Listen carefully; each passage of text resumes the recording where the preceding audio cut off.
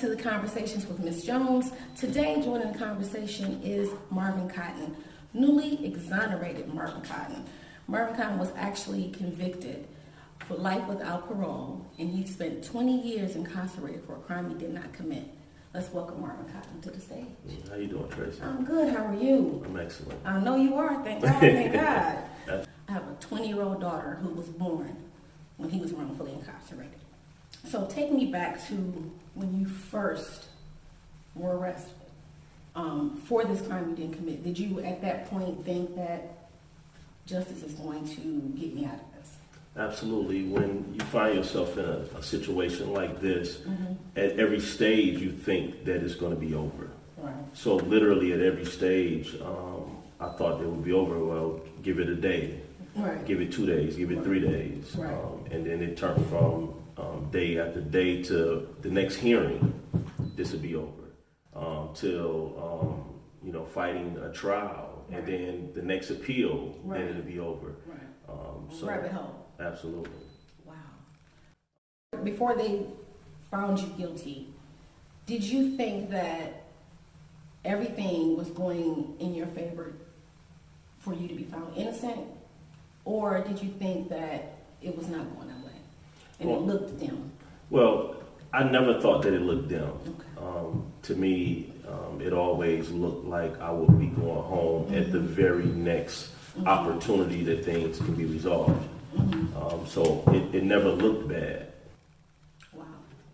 It's funny how you see it that way, and then people at home who are waiting for you or who are looking for that to happen see it a completely different way. Absolutely. Yeah. Absolutely. They see it in a way of anger, and you talk about it in a way of peace.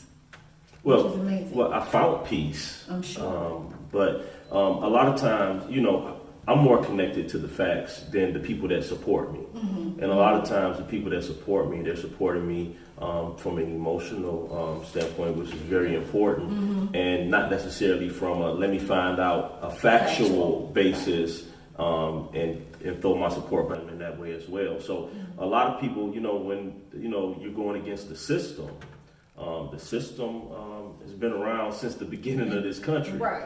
So when you're in a situation like this, it looks bad from outsiders, but when you're connected to the facts and you're like, okay, this can be resolved soon. Wow. This soon turned into 20 years. Wow. Soon turned into 20 years. So take me back to the moment when you heard the word guilty. You don't hear the word guilty because you're going through so much that your ears is literally deafened.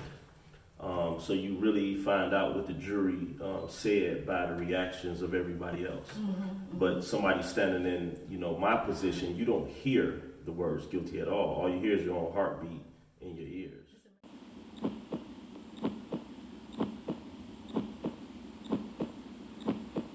That you said it because you see that in on TV shows and movies when people are going through those things, and they literally dead the sound.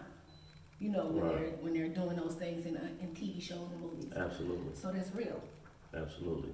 So you kind of look at your lawyer and like, what is that? Wow. Yeah. Wow. That's deep. So when you found out, realized that it was guilty and you were going to prison, did you still believe that you were going to be free? Absolutely. 5 minutes later, I was in the back and ended up seeing an attorney come visit a client, and I immediately asked him, how much do you want and when can you start? Oh, no, So I got right into battle mode immediately. I never lost faith the entire time that I was incarcerated. That's deep right there. That's what it is. It's amazing, and this is the sidebar. But it's amazing that you say that because I swear, from the outside looking in, you feel completely different. You're so mad. On this side, we're angry.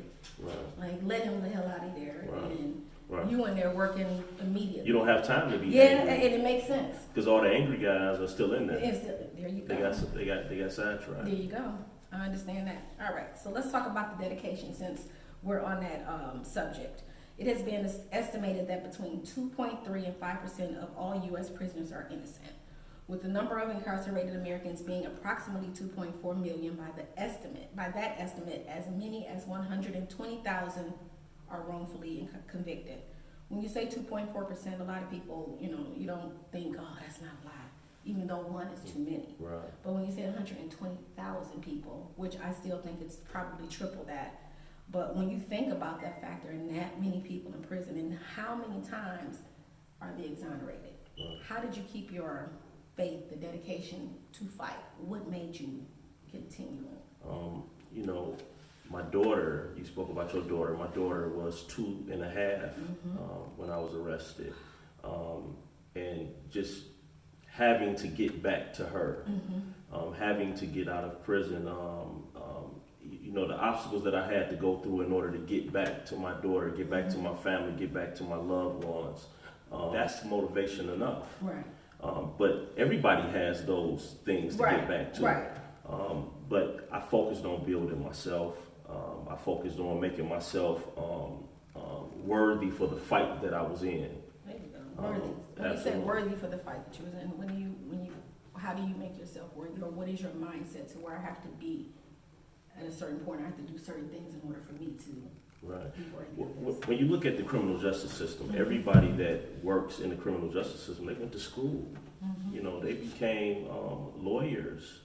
They worked hard, studied hard in order to build their minds up, in order to help the criminal justice system, the wheels of it turn.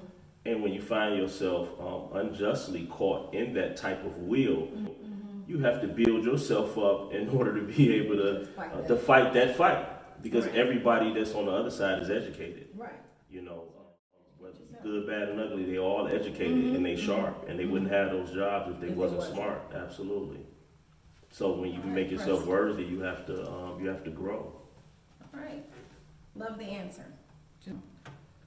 Were you in this fight? I know Mr. Legion was there, as also going through the same process. But outside of that, the outside world, I talk to you, or people talk to you. But was there anybody else there with the dedication and giving you the inspiration and motivation outside of your daughter, of course, to keep going on a regular basis? Absolutely. My friend that's here with me today rocked out with me for 20 years. That's a real friend. That's that real love. Absolutely. Never turned her back on me. She's solid. Kept me motivated. Didn't let me get weak. And that's important. Absolutely. People that's around you that's strong enough to tell you to be even stronger than you been.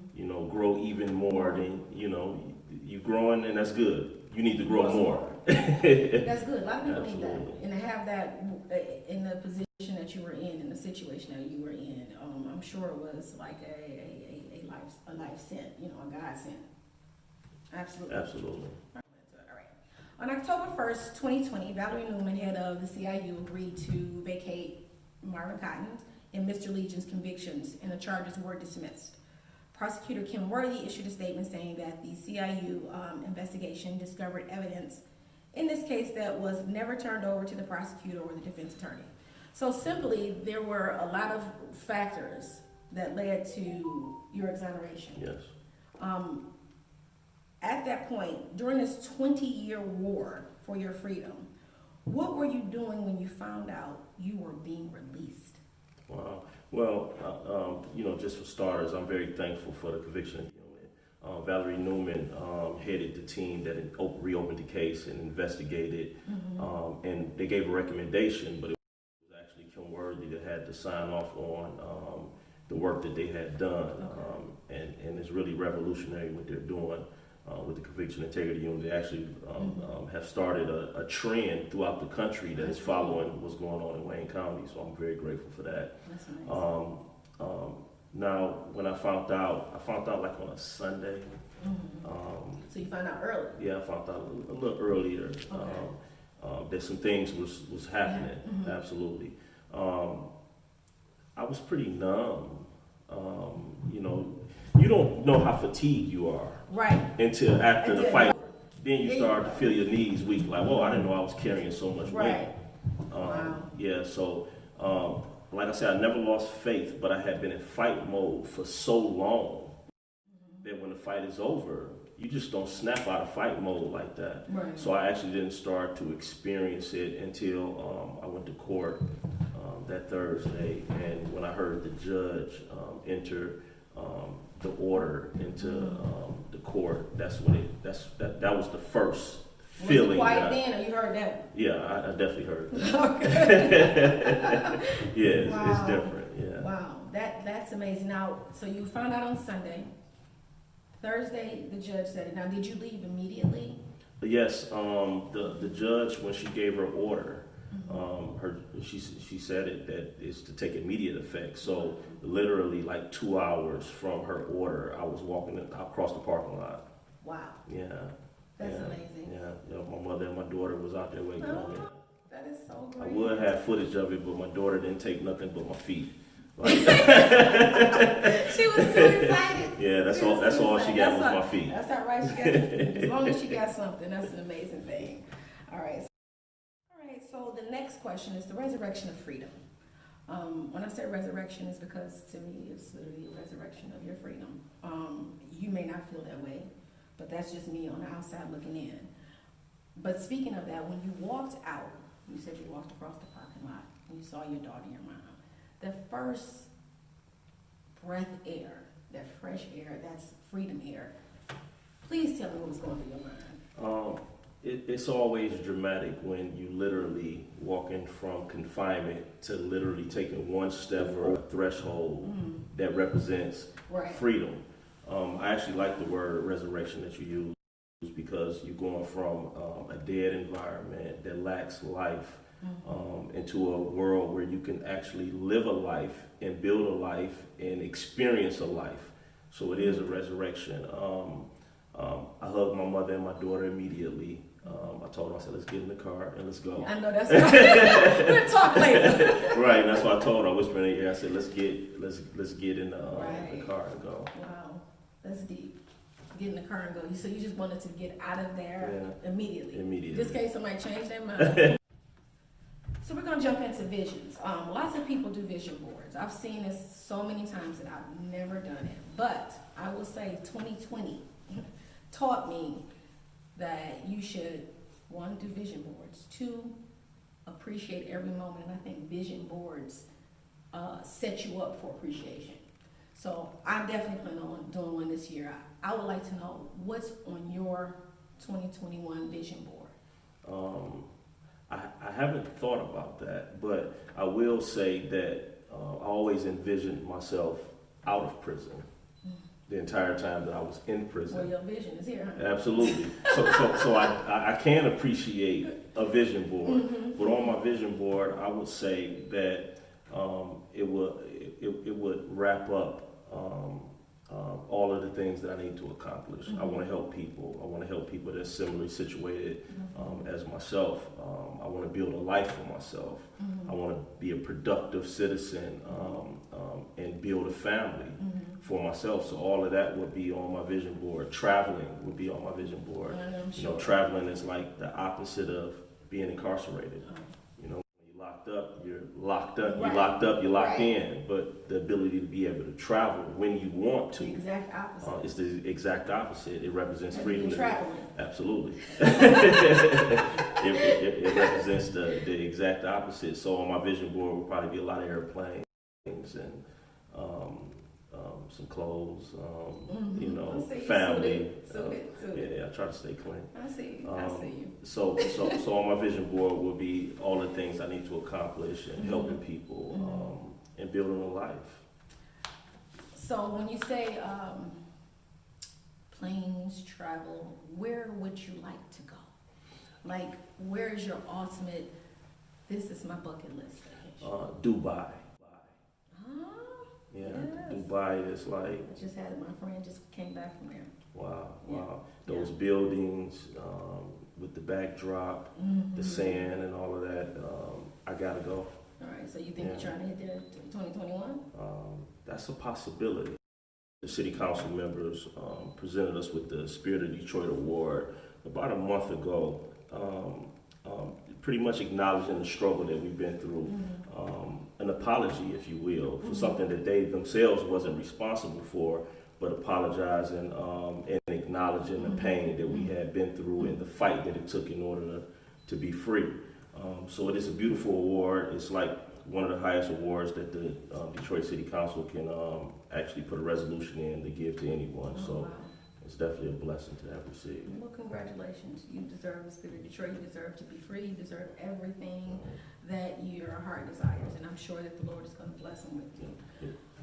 Now we're going to jump into something that I love, which is my last question that I ask normally everybody that comes on to my show, which is top 6. I always have top 6 questions. I am a hip-hop fanatic. And my question to you is, who are your top 6 hip-hop artists all time? Okay, well, we got to start with Tupac. Okay, yep, all right. You're doing good so far. Jay-Z. That's my number 1, yeah. Rakim.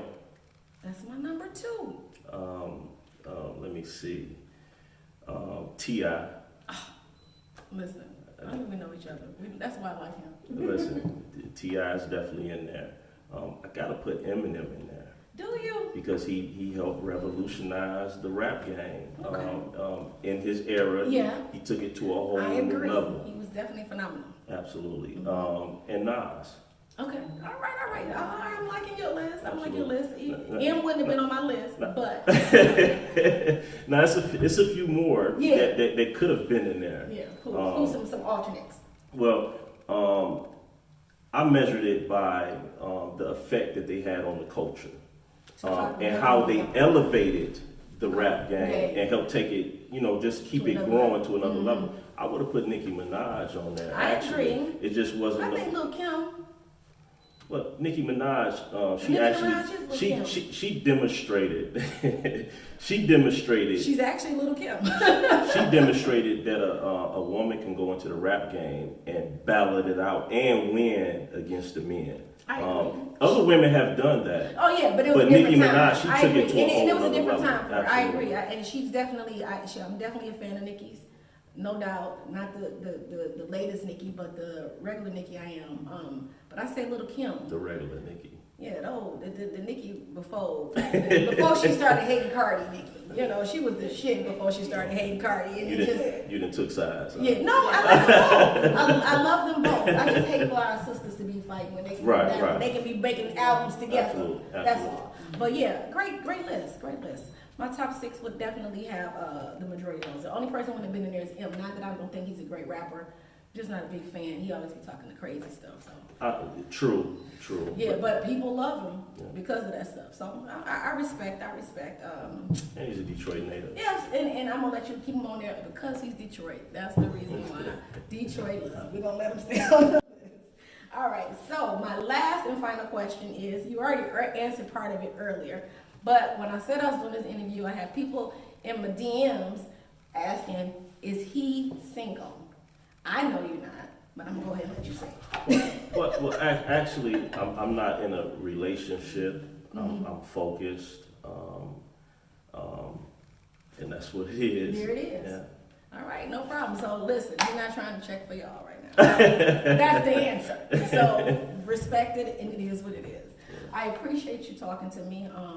I appreciate you being honest and open about everything, and I definitely want to follow up with you in a year.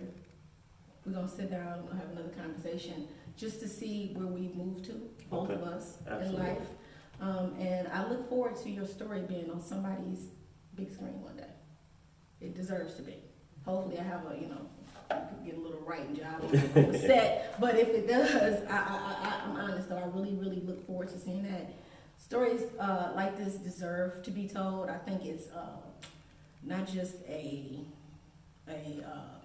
Hollywood thing, but I feel like these type of stories need to be told so that other people know, one, there are other people out there who've been through what you've been through. Right.